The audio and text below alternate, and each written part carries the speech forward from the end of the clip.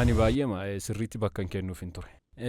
Ani beeku malee namoonni sadarkaa kanatti bakka laatanii fi waan hojjetamudha. Mooraalii isaan qabaniif yeroo isaan fakkii kanaaf kennan ilaalee dhugaa dubbachuuf baay'ee namatti tola dhugaa. Naatiin yeroo eegalu fakkii ilaalee jira. Yeroo eegalu wanti ilaale naatiin sararoonni amala ciccituu qabu. Wantoota seeraan kaa'u irratti rakkinni ni jira ture. San jechuun immoo baay'ee of eeggannoon itti baay'ate. Fakkiin of eeggannoo waan itti baay'ate natti fakkaate. Yeroo deebinutti carraa tokko naatii baga nagaan istiidiyoo carraa tokkotti dhufte. Carraan tokko siif kennameera. Isas immoo itti fayyadamteetta. Har'a kan dhufte immoo firii kee ilaaluudhaaf. Hagam qophoofteetta. Ani dursee qabxii hunda argeera.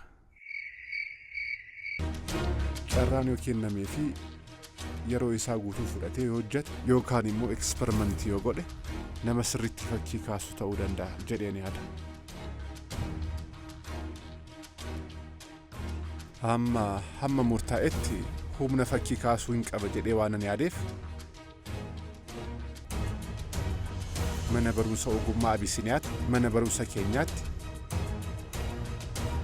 yoo fudhate fakkii ni kaasa jedhee waan ani yaaduuf abjuu isaa sirriitti milkeessuu akka danda'uudhaaf iskoolaarshippii kennineefii jirra.